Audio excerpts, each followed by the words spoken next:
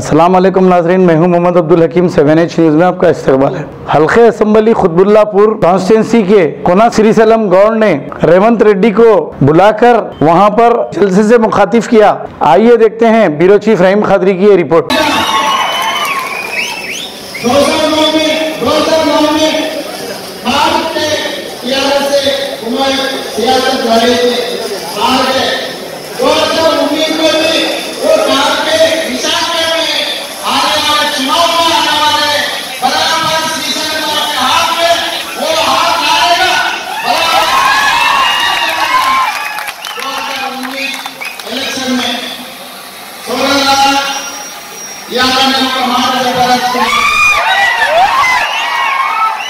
ఈ మైనారిటీ మిత్రుల కోసం ఏర్పాటు చేసిన సభలు 60 రోజులలో ఎన్నికలు జరగబోతున్నాయి.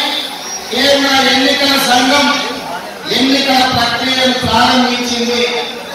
సరే, ఎన్నికలు నిర్వహించడానికి ముందస్తు ఎన్నికలు చేయడానికి కల్వకుంట్ల చంద్రశేఖరరావు గారు చేసిన ప్రయత్నాలు, పట్టుకున్న కాళ్ళు, మోడీ గారి దయ వల్ల డిసెంబర్ 7 తారీఖు రోజు ఎన్నికలు జరగబోతున్నాయి. సోదరులారా, ఈ వేదిక మీద నుంచి ఎన్నికల మొట్టమొదటి ప్రచార సభ మిత్రులు కూన శ్రీశైలంలో ఏర్పాటు చేసిన సభలో నేను ఒక మాట చెప్పదలుచుకున్నా.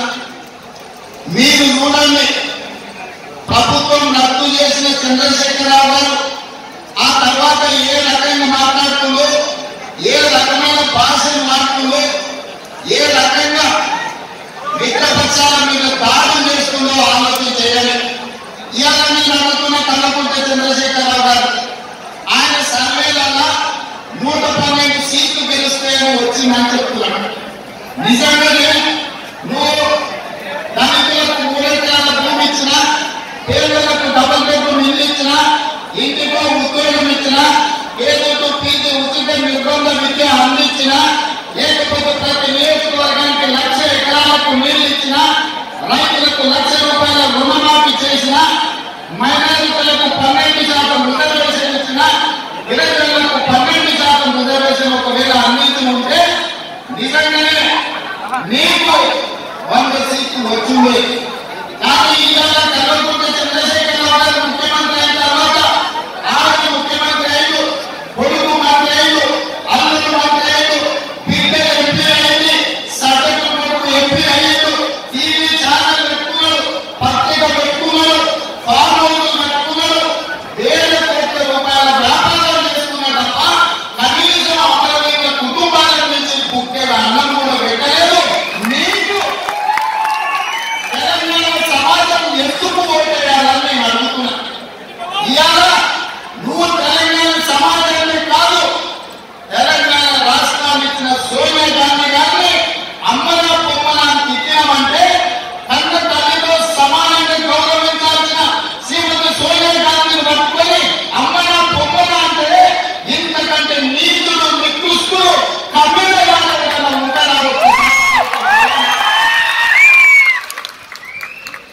ఇవాళ ఆయన కొడుకు బయలుదేరాడు, ఇవాళ కొడుకు మాట్లాడుతున్నాడంటే ఇవాళ మాట చూసుకుంటే ఆయన వెనకాల ముగ్గురు నిలబడి ఉంటారు. ఒక నాయన నరసింహారెడ్డి, 2 మహమూదని, 3 తుమ్మల నాగేశ్వరరావు. లాభమయ్య గారు నారాయణంట, వెనకాల 3 నూకుడు మయ్యారంట. ఇవాళ నువ్వు ఏం కొలుసుకోకూడదు కేటీఆర్ అని అడుగుతున్నా. నీకు ప్రజల 63 సీట్లు ఇచ్చి ప్రభుత్వాన్ని ఇచ్చింది. నువ్వు వాళ్ళని కొనుక్కొని ఊరు చేసుకున్నావు. ఇవాళ ఈ ఊరు రద్దు చేసి మన ఊరు ఎందుకు గెలవాలనుకుంటున్నావు? నీకు 5 ఏళ్ళు 60 నెలలు పాలించమని ఇస్తే 9 నెలల ముందు నువ్వు ఎందుకు ఆత్మహత్య చేసుకున్నావు ప్రజలకు చెప్పాల్సిన అవసరం లేదా? ఇవాళ నీకు 5 ఏళ్ళు ఇంకా పరిపాలించమని ప్రజలు చెప్పినప్పుడు నువ్వు సంవత్సరాల ముందుగా ఆత్మహత్య చేసుకున్నావు అంటే నీ ఆత్మహత్యకు కారణాలు వివరించాల్సిన అవసరం లేదా?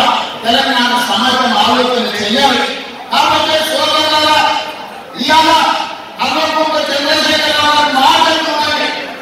ఎక్కడ మాట్లాడినా ఎట్లాంటి భాష మాట్లాడుతున్నారు. ఇవాళ కల్వకుంట్ల చంద్రశేఖరరావు గారికి భయం పడుతున్నారు. ఓటమి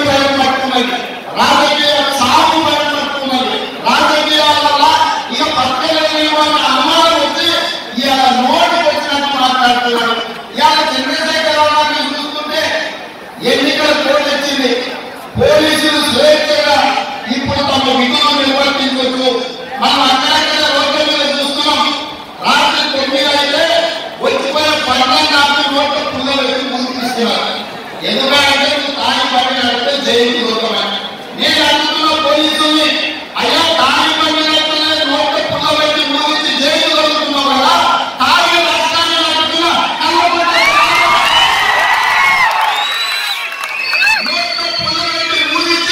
తీసుకుపోయి అన్నమాన చర్యలు పెట్టాల్సిన బాధ్యత మీకు లేదా? ఒక పని నడుపుతే తాగి నడిపే ప్రమాదం. आपको अपडेट तो लाइक कीजिए, शेयर कीजिए, सब्सक्राइब करना ना भूले। चैनल न्यूज़ आपकी आवाज़।